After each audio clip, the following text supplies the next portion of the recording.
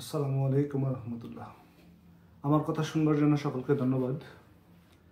আজকের আলোচনার বিষয় যদিও 24 ঘন্টার বেশি হয়ে গেছে, কিন্তু আজকের আলোচনার বিষয়টা হচ্ছে সাবেক রাষ্ট্রপতি অ্যাডভোকেট আব্দুল হামিদ সাহেব ও তার ফিরে আসা নিয়ে। গত মাসে যখন অ্যাডভোকেট আব্দুল হামিদ সাহেব দেশ ত্যাগ করলেন, তখন আপনার সারা বাংলাদেশে একটা আলোড়ন পড়ে গেল যে কিভাবে কি করে কোন জাদু বলে অ্যাডভোকেট আব্দুল হামিদ সাহেব বাংলাদেশ ত্যাগ করলেন, তাও এয়ারপোর্টের ভিআইপি টার্মিনাল দিয়ে। তো আমরাও ব্যাপারটা নিয়ে খুব চিন্তিত ছিলাম যে হামিদ সাহেব কীভাবে গেলেন দেশ থেকে। তো উনি তো এরকম মানুষ না, তার মানে উনি কোনো কিছু কনফার্ম শিওর না হয়ে উনি বাসা থেকে পা বাড়ান নাই। তার উপর আবার ভিআইপি টার্মিনালে করে লুঙ্গি পরে বাংলাদেশ থেকে থাইল্যান্ডে গেছেন চিকিৎসার জন্য। তো আমরা আসলে 5ই আগস্টের পরে হামিদ সাহেবের ব্যাপারটা নিয়ে এত বেশি ঘাটাঘাটি করে নেই হামিদ সাহেব সুস্থ আছেন কিনা অসুস্থ আছেন।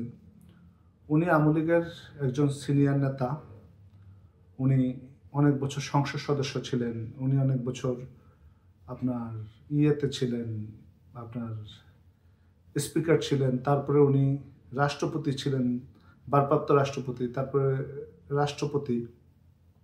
তো দেখেন, হামিদ সাহেবকে নিয়ে যেই তুলকালাম কাণ্ড ঘটেছে, এটা টোটালটাই অস্বাভাবিক। আর হামিদ সাহেব বাংলাদেশ ত্যাগ করার কারণে বর্তমানের যে সরকার আছে, জঙ্গি সরকার, স্বৈরা সরকার, তারা একটা রাজনৈতিক সুবিধা নিয়েছে, রাজনৈতিক ফয়দা নিয়েছে।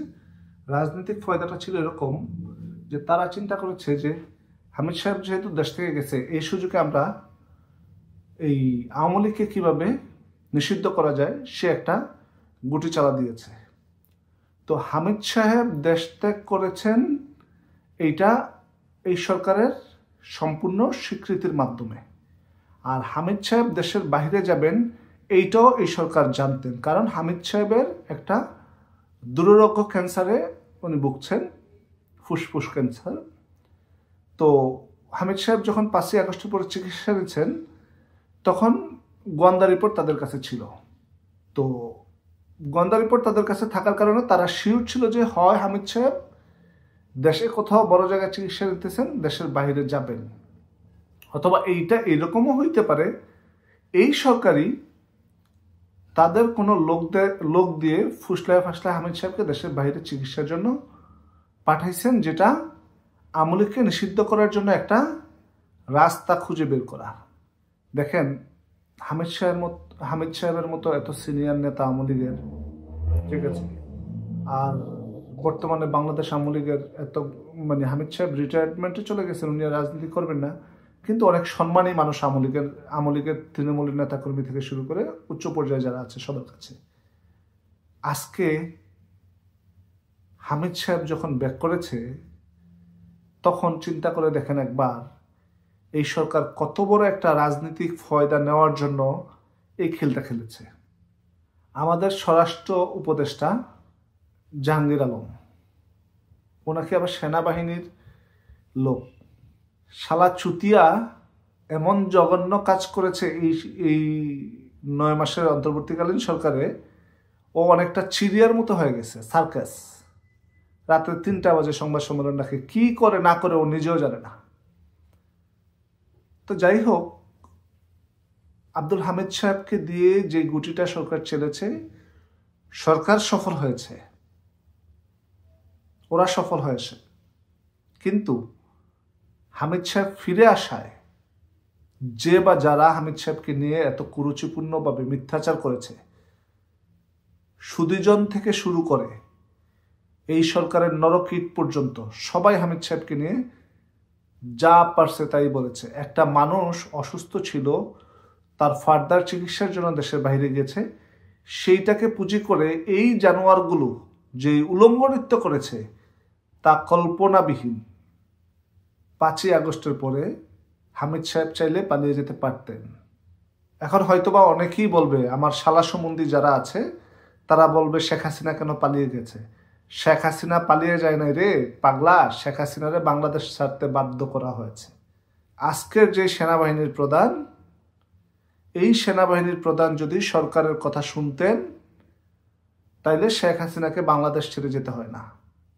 গত 2 সপ্তাহ আগে শেখ হাসিনার কিছু কথা মিডিয়াতে আসছে যে শেখ হাসিনা বলছে যে আপনারা আমাকে গুলি করে মেরে এখানেই কবর দিয়ে দেন, তাও আমি দেশের বাইরে যাব না। শেখ হাসিনাকে দেশের বাইরে পাঠাইতে গিয়ে ওয়াকারুজ্জামানের গাম ছুটে গেছে, কত জায়গায় কতভাবে লবিং করে শেখ হাসিনাকে দেশের বাইরে পাঠিয়েছে। বর্তমান সময়ে যে বা যারা চিন্তা করতেছে যে এই সরকার লাভবান আছে, এই সরকার লাভবান নেই। এক আব্দুল হামিদ সাহেব ব্যাক করার কারণে এই সরকারের মানে কুরুচিপূর্ণ যে প্রচারগুলো আছে তার মধ্যে একটা প্রচার হচ্ছে হামিদ সাহেবকে নিয়ে করেছে তারা। হামিদ সাহেব অসুস্থ, এই সরকারের প্রতিটা উচ্চ পর্যায়ের ব্যক্তিবর্গ জানতেন যে স্বরাষ্ট্র উপদেষ্টা যে লেফটেন্যান্ট কর্নেল না কি ওর পজিশন জানি না, ও বলছে যে ইন্টারপোলের মাধ্যমে হামিদ সাহেবকে ব্যাক করা হবে। হামিদ সাহেবকে ব্যাক করাইতে না পারলে ও পদত্যাগ করবে। এখন কি হইল? এখন ওর পদত্যাগটা কোথায় গেল? আমি আসলে এটা বুঝতে পারতেছি না।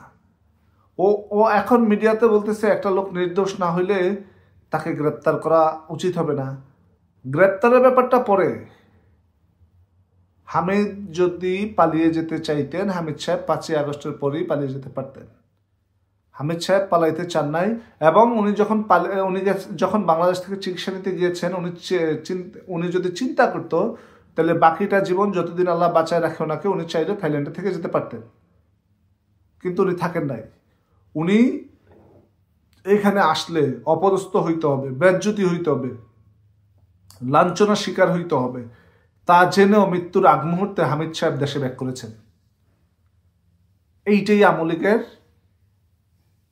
স্পৃহা, এইটাই আসলে প্রকৃত আওয়ামী লীগ।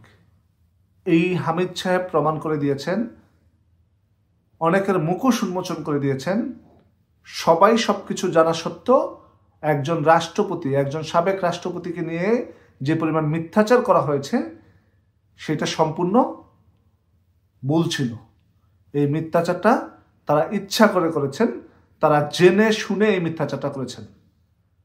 আর আওয়ামী লীগকে নিষিদ্ধ করা, এটা আমরা থোড়াই কেয়ার করি, আমরা বাল দিয়েও করে নেই আওয়ামী লীগকে নিষিদ্ধ করা। কারণ আওয়ামী লীগকে নিষিদ্ধ করা নিয়ে আমরা বিন্দু পরিমাণ কোনো টেনশন করি না, বিন্দু পরিমাণ কোনো চিন্তা করি না। আব্দুল হামিদ সাহেব তৃণমূল আওয়ামী লীগ সহ আওয়ামী লীগের একজন সর্বজননন্দিত ব্যক্তি। সে আছেন, থাকবেন। তার সুস্বাস্থ্য কামনা করে আজকের মতো এই পর্যন্তই। জয় বাংলা, জয় বঙ্গবন্ধু, বাংলাদেশ দীর্ঘজীবী হোক।